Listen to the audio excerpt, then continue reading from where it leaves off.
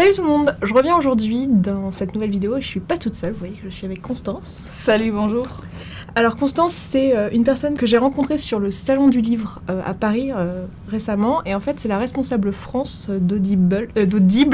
Audible. On va parler de ça juste après. Constance a un petit accent, vous allez l'entendre. Ah bah oui. T'es d'où? Je suis allemande. Ok. Ouais, ça c'était très fort. Donc je suis allemande. Je peux quand même faire la liaison. Donc on s'est rencontrés sur le Salon du Livre et on a discuté de lecture, évidemment, de lecture et de lecture audio, et j'ai trouvé la discussion super intéressante. On a parlé de beaucoup de trucs dont vous me parlez régulièrement, vous me posez des questions sur ces sujets-là, et je me suis dit que ça serait super cool que Constance vienne dans une vidéo et qu'on ait de nouveau ces discussions pour qu'on réponde à toutes ces questions que vous nous posez souvent. Et vous allez voir qu'en fait, le truc très drôle, c'est que moi, je suis partisane du livre audio et je pense que le livre audio remplace le livre papier, et toi, absolument pas. Du coup, c'est assez intéressant pour nous. Qu'est-ce que c'est le livre audio? Parce qu'en fait, il y a peut-être des personnes qui tombent sur cette vidéo qui n'ont jamais entendu parler de livre audio, qui ne savent pas de quoi on parle. Donc, c'est quoi? Donc, le livre audio, c'est une lecture d'un livre qui a été écrit. Donc, il y a un narrateur qui se met en cabine. Normalement, c'est un acteur. Donc, il y a la profession de jouer des pièces de théâtre dans les films, etc. Donc, il y a aussi une très belle éducation de la voix, ce qui est très important, et qui sait interpréter différents personnages. Donc, voilà, ce narrateur va se mettre en cabine insonorisée et va lire un livre à haute voix. Et c'est enregistré et ensuite distribué sur Audible, par exemple, et d'autres sites. Et à la base, pourquoi on a eu l'idée de faire ça? Parce que le livre, il existe en papier, quoi. Je crois qu'à l'origine, et moi j'ai ma vision, et il se peut très bien qu'il y a d'autres histoires, hein. À l'origine, c'était une lecture faite à la radio. Et puis, quand il y avait les supports physiques, donc les disques et les CD, notamment les cassettes aussi à l'époque, hein. Quand moi j'étais petite, il y avait les cassettes. C'était commercialisé et donc mis en vente. Et au début, je peux surtout parler pour l'Allemagne, c'était vraiment des pièces radiophoniques qui étaient ensuite enregistrées et vendues sur disque. Ah, je savais pas ça. C'est vrai que moi, quand j'étais petite, j'avais aussi des comptines, tu sais, ou des contes, en fait, sous forme de cassettes. Ouais. C'était les cassettes audio, là, les vieilles cassettes audio. J'avais un gros magnéto et je mettais ça le soir. Mais j'avais pas pensé que c'était aussi pour la radio, tu vois. Je n'aurais pas pensé. Naturellement, moi, je me serais dit que c'était pour les personnes, je sais pas, non-voyantes ou malvoyantes. C'était un support génial pour eux, pour justement avoir accès à la littérature, En fait, du coup, c'était même pas pour cette raison-là que ça a été créé. Non. Ok. Et bref, du coup, aujourd'hui, moi, je sais que j'utilise beaucoup de livres audio. Toi aussi, du coup. Est-ce que c'est à cause du fait que tu travailles chez Audible, ou tu utilisais déjà des livres audio? J'utilisais déjà avant. Avant, c'était plutôt pour me déconnecter. Donc, avoir un moment à moi, être chez moi, à la maison ou en voyage. Maintenant, je fais beaucoup de multitâches avec. Donc, déjà, avoir accès à ce grand catalogue que nous distribuons, ça a un peu changé l'enjeu. J'ai découvert d'autres catégories. Au début, j'étais très accro aux romans. Maintenant, c'est plutôt ta catégorie à toi, donc tout ce qui est développement personnel. Donc, ça a beaucoup changé. Ouais. Et du coup, je sais pas, on pourra peut-être parler d'Audible plus tard, mais d'Audible, je vais avoir du mal. Hein. Donc, on va expliquer. Ouais, expliquer. Donc, c'est un peu que nous, en France, on s'est décidé de dire Audible en s'adaptant à nos clients qui disaient sur la chaîne téléphonique, etc., à chaque fois Audible. Et donc, on s'est adapté. Mais à la base, qui existe en plus, non? Oh, la claire, ouais. Mais c'est plutôt des connotations négatives, donc à peine audible, par exemple. Ça, bon, mais oui, mais toi, tu le prononces bien sûr. À l'origine, c'est une boîte américaine. Ouais, mais en fait, moi, j'ai découvert Audible, je savais même pas que c'était en France avant de me dire, tiens, si je travaillais avec eux, parce que j'utilise leur service. Et là, j'ai réalisé qu'il y avait un catalogue français, en fait, parce que moi, j'écoute beaucoup en anglais, parce que mon domaine de prédilection au niveau des livres, c'est surtout le développement personnel, et je trouve qu'il y a beaucoup plus de choses disponibles en anglais, donc je les cherche même pas en français, en fait. Donc moi, je lisais, j'écoutais du coup, justement, on va discuter de ça, mais j'écoutais en anglais pas mal de livres, mais j'utilisais pas forcément Audible pour le faire. Et je suis tombée sur ce service-là en cherchant des livres de développement personnel, et je crois qu'à l'origine, j'ai téléchargé Audible grâce à une vidéo de Zoéla, je crois. Ah ouais, très bien. Ça remonte à, je sais pas, 2-3 ans peut-être, 2015 probablement, ouais. Voilà. Et donc moi, avant, j'utilisais des livres illégalement téléchargés. Voilà. J'ai pas écouté ça. T'as pas écouté, voilà. Et parce qu'il n'y avait pas de service. Enfin, je veux dire, tu vois, dès que j'ai su qu'il y avait un service pour ça, je fais, mais c'est génial, parce que, voilà, quoi. Mais sinon, ou alors en bibliothèque, je sais qu'on peut trouver des livres audio en bibliothèque. Et j'ai commencé à écouter comme ça, et c'est vrai qu'au départ, j'écoutais surtout de l'anglais. Et après, j'ai compris qu'il y avait un service français, parce que du coup, mon compte Audible m'a proposé des éléments du catalogue en français. Et je me suis dit, ah, mais il y a un France, etc. Puis après, en discutant avec des booktubeuses, parce que tu sais comment c'est YouTube, on se rencontre et tout, je me suis dit, ah, mais il y a vraiment un Audible France, d'accord. Bon, bah, je vais les contacter, puis je vais travailler avec eux, parce que c'est génial, quoi, ce que vous faites. Donc, bref. Et du coup, toi, l'utilisation que tu fais personnellement, tu disais, c'était surtout pour t'évader et tout ça? Au début, oui, maintenant ça a beaucoup changé. Donc déjà, je cours avec, donc je fais la course. Et chaque dimanche, les 10 à 11 km, et donc je mets un livre audio. Ah mais oui, c'est 1 heure et 7 minutes normalement, donc je ne vais pas tricher. Et puis j'écoute un livre audio, on avance bien, parce que surtout les titres développement personnel, c'est entre 5 heures et 7 heures, ça dépend un peu. Et donc, j'ai fini un livre dans un mois, comme ça, Putain, c'est vachement bien. Ouais. Moi, j'utilisais surtout... maintenant, moins parce que je suis à mon compte, mais quand je travaillais dans une entreprise, en fait, je l'utilisais dans les transports en commun. Ah oui, ça, c'est classique aussi. Parce que c'est trop bien, parce que du coup, surtout avec Audible, du coup, tu l'as sur ton téléphone, donc t'as pas besoin d'avoir une connexion Internet, etc. C'est vrai que moi, je faisais 1h30 de transport tous les jours. Et en fait, je lisais un livre par semaine, rien que comme ça, quoi. Ouais. Juste avec les transports. Et sinon, moi, j'utilise beaucoup pour me libérer les mains, en fait. Quand je fais des trucs un peu casse-pieds, qui prennent du temps. Vous avez vu comment j'ai fait attention de ne pas dire des mots... Non, parce qu'ils me font la remarque que des fois, je dis des choses un peu, que je dis des putains, des trucs comme ça. Bon, bref. Et donc, quand je fais des trucs du genre le ménage, des trucs que j'aime pas faire, quoi. Repassage. La peinture. Moi, j'ai fait ça avec la peinture de chez moi, parce que j'ai repeint ma salle de bain avec des livres audio. Ça fait un truc où t'as besoin de tes mains. Alors après, vous me dites souvent qu'en faisant ça, on n'est pas aussi concentré qu'en lisant un livre écrit, parce que du coup, on peut faire d'autres choses en même temps.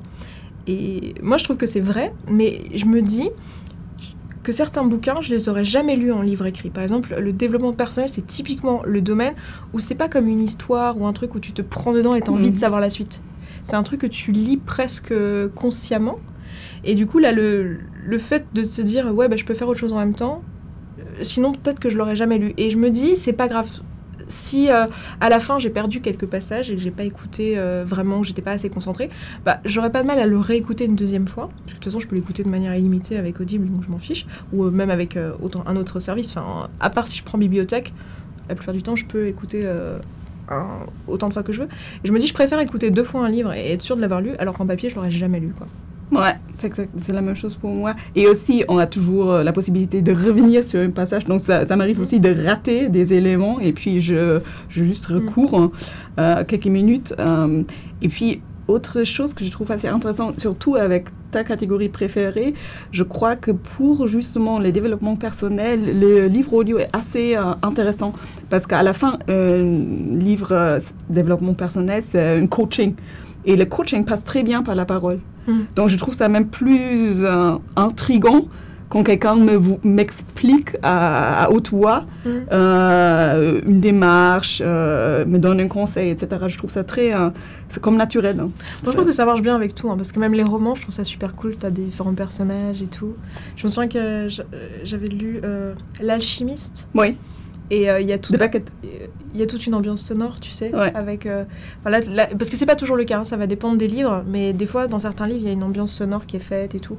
Et là il y avait un super travail de mise en ambiance, et moi je sais quand je l'écoutais, surtout c'était une période où j'étais très stressée, je travaillais beaucoup, je faisais beaucoup d'heures, et dans le métro quand j'écoutais ça, j'avais l'espèce d'ambiance, ça me immergée dedans, ça me faisait vraiment du bien. Donc moi je trouve ça cool aussi pour les romans. Justement, comme tu disais, c'est vraiment des professionnels qui font ça.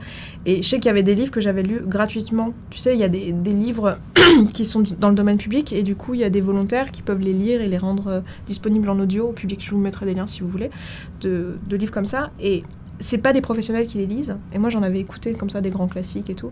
Et là, je les ai réécoutés avec Audible, et c'est pas du tout la même chose, quoi. Non, ça change. Voilà, c'est ça. Donc moi, personnellement, je crois toujours que l'approche auditive à un sujet, donc soit un sujet particulier, soit une thématique, c'est plus intimiste que de le lire, parce qu'il n'y a pas de distance. C'est comme si la compréhension par l'oreille, ça passe plus directement, c'est plus dans l'intime, on se rapproche plus des sujets. Il n'y a pas la vue qui empêche. Qu'est-ce que tu en penses, toi? Ouais, je suis assez d'accord. Je trouve que tu es plus immergé. Et alors, c'est assez étrange parce que moi, on me dit tout le temps, ouais, mais t'es moins concentré quand tu écoutes. Alors après, ça doit dépendre des personnes parce que moi, ça me fait l'effet inverse en fait. Genre, si j'ai mon casque, je suis plus dans ma bulle que quand je lis ou je peux être distraite par mes autres sens en fait. Mais bon, ça, pour le coup, je pense que c'est vraiment une histoire d'individu quoi. Genre, pour moi, le livre convient bien au format audio, peut-être que pour quelqu'un d'autre, ça conviendra bien au format écrit. Mais je suis assez d'accord sur ce côté intimiste. Et le truc aussi, et ça c'est propre au développement personnel, c'est que très souvent, les bouquins de développement personnel sont lus par l'auteur. Ouais. Et je trouve que ça se donne une dimension différente. Et surtout que moi, il y a des auteurs où je les connaissais, il y en a que j'aime bien, dont j'ai déjà vu des conférences et tout, et de les entendre lire leurs livres, je trouve que l'entrain n'est pas le même que quand moi je le lis en fait. Et c'est ça, je trouve que ça apporte une information en plus. C'est aussi le truc, très souvent on me dit ouais mais le problème c'est qu'un livre, la façon, l'intonaison que tu vas utiliser c'est déjà une interprétation du contenu. Et du coup, si tu écoutes un livre, tu écoutes aussi l'interprétation du lecteur, et ce qui peut être gênant. Mais je trouve que dans le cadre du développement personnel, quand c'est l'auteur, ça apporte une richesse au contraire. Parce que du coup l'auteur va le lire sur le ton sur lequel il veut que tu le reçoives. Ouais. Et j'ai l'impression d'être encore plus proche de l'auteur. Et j'adore justement. Après, des fois, je suis même déçue parce que ça m'arrive. C'est le premier truc que je regarde quand je vais pour lire un livre. Je regarde, écouter un livre, Dieu. Je vais pour voir si c'est l'auteur qui l'a lu. Et ça m'est déjà arrivé de pas l'écouter parce que c'était pas l'auteur qui le lisait. Parce que pour moi, je trouve que ça donne quelque chose. Après, si le livre, j'ai vraiment envie de le lire, je finis par l'écouter quand même. Ou alors, je le lis en papier. Mais c'est vrai que j'aime bien cette proximité avec l'auteur sur l'audio, quoi. Je comprends pas contre. Soyons honnêtes, il y a aussi des auteurs qui savent pas trop lire. Donc, je vous conseille là à chaque fois de tester l'extrait avant de prendre un livre audio parce que le récit, la narration, c'est vraiment la moitié du produit. Donc, si c'est pas bien fait ou si ça convient pas, donc parce qu'il y a des goûts aussi. Donc, il y a des affinités pour des voix féminines, pour des voix masculines. Puis la hauteur de la voix, ça joue un rôle. La façon de surinterpréter ou de sous-interpréter, etc. Donc, c'est très personnel, c'est très subjectif aussi. Donc, choisissez bien le narrateur. Est-ce que pour toi, le livre, parce que ça, on en avait parlé justement au Salon du Livre et je trouvais ça super intéressant. Est-ce que pour toi, le livre audio, ça peut remplacer le livre écrit ou pas? Non, pas du tout. Ce sont deux expériences... Alors que pour moi, oui.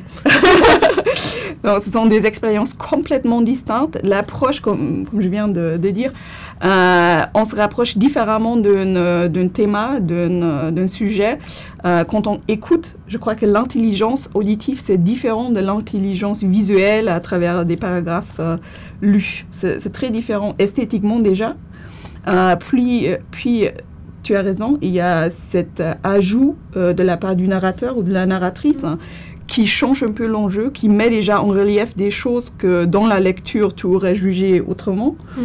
Et donc, oui, c'est une interprétation qui est procurée en top du récit, en top du texte. Et toi, du coup, il y a des trucs que tu préfères écouter et des trucs que tu préfères lire Ouais. Donc, pour moi, normalement, tout ce qui est coaching, je l'écoute. Les grands classiques, je les écoute aussi. Donc, je viens de finir là une nouvelle de Stefan Zweig qui est super bien lu aussi. Lettre d'une inconnue, je vous recommande chaudement. Par contre, tout ce qui est littérature actuelle, je la lis. Donc, par exemple, Chanson douce, je l'ai lu en papier. C'est une autre façon de s'approcher, je crois, une écriture. Je ne sais pas pourquoi. C'est peut-être très personnel. Par contre...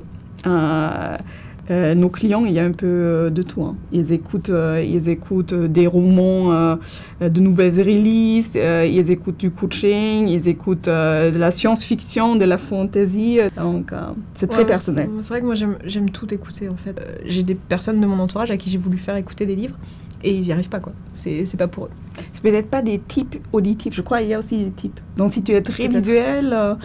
je me souviens que un truc que j'avais fait, et ça peut être un truc bien, par exemple, quand vous avez envie de relire un livre, mais que vous avez la flemme de le lire, en fait. Parce que vous dites, non, moi, j'ai déjà lu, je préférerais prendre du temps pour lire un nouveau livre. Le fait de le faire en audio, ça peut être pas mal parce que vous connaissez déjà le livre, Du coup, même si vous perdez un passage, à un moment où vous êtes un peu moins concentré parce que vous êtes en train de faire vos courses ou je ne sais quoi, vous perdez pas le fil. Et moi, je trouve ça vachement intéressant d'écouter des livres qu'on connaît déjà.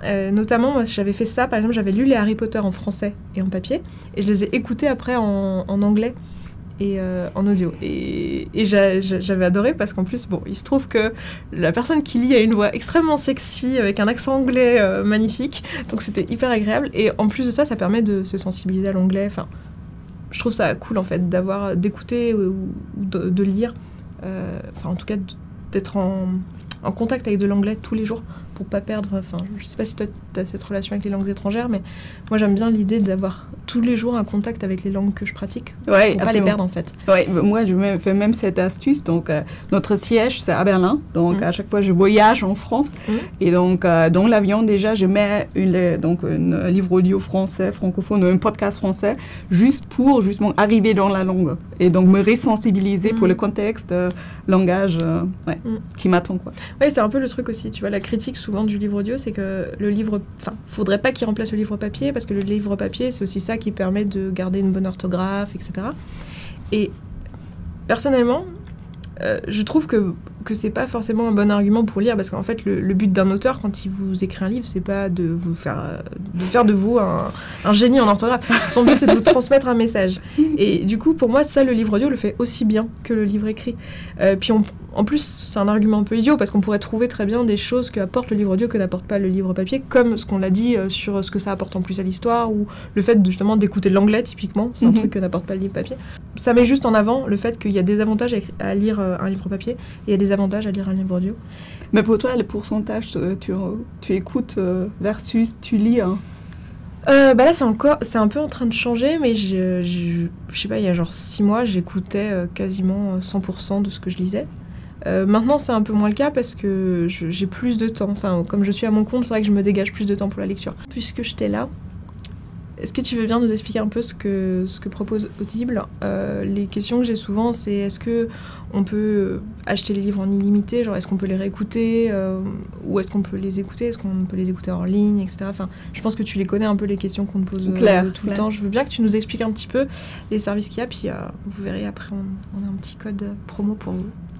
Voilà. Donc Audible, on est un distributeur spécialiste dans ce que nous appelons l'audio parlé au sens large. Parce que comme toi, par exemple, si tu dis à chaque fois j'ai lu un livre audio, bien sûr que tu n'as pas lu, tu as écouté. Donc voilà, donc il y a tout un travail à faire. Donc, on est spécialiste dans l'audio parlé. Ça comprend comme catégorie la plus importante, en effet, le livre audio, qui est la catégorie classique. Mais ça comprend aussi d'autres formats, comme par exemple les cours dont tu viens de parler, des documents sonores, donc des lectures à haute voix, de la poetry slam, de la comédie stand-up. Ah, je savais pas qu'il y a de la comédie. Oui, on vient de lancer ensemble avec Kings of Comedy un très très beau programme. Et ensuite, il y a aussi des podcasts. Donc, on a commencé à distribuer des podcasts parce qu'on voit justement... Ça, tu m'en avais parlé. Voilà. On voit justement que nos clients n'écoutent pas seulement le livre audio classique, mais ils ont soif de nouveaux formats. On vient de lancer un produit qui est assez intéressant et qui cartonne. C'est la meilleure vente qu'on a jamais eue. Donc, il est toujours sur la une de notre best-seller list. C'est Alien.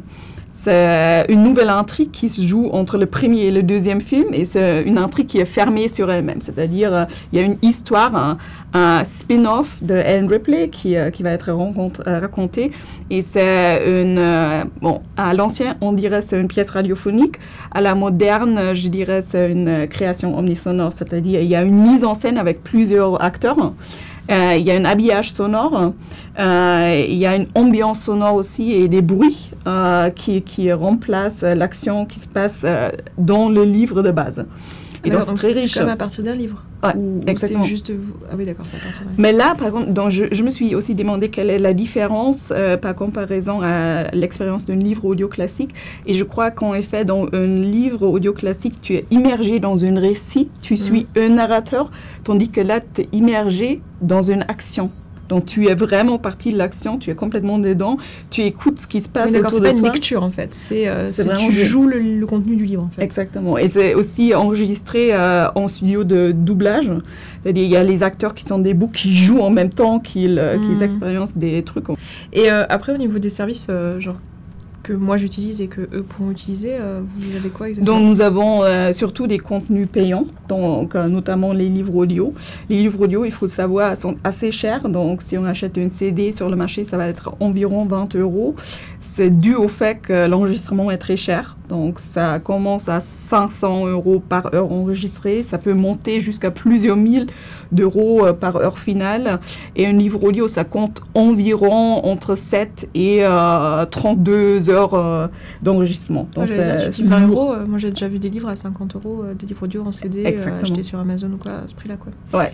Et donc, nous, on offre un module d'abonnement qui donne droit à un livre audio par mois à un prix réduit de 9,95 €. Okay. Et puis, voilà, il y a beaucoup de petits services qui vont avec l'abonnement. Par exemple, si un livre audio ne vous a pas plu, vous avez le droit de l'échanger. Vous avez tous les avantages de l'appli, vous avez une veille, donc vous pouvez vous endormir lors de l'écoute, c'est très sympa, beaucoup de gens le font. C'est un truc que je faisais ça quand j'avais des insomnies, ça me donnait l'impression qu'on me racontait une histoire, tu vois. Exactement. Écouter ça. Ça renvoie à l'enfance. Hein. Ouais, exactement. Et voilà, donc c'est le meilleur cachet, je vous dis. Faut pas écouter du développement personnel où on vous dit faut y aller, parce que sinon tu t'endors pas. Mais... voilà, donc il y a plusieurs avantages qui vont avec. Ouais.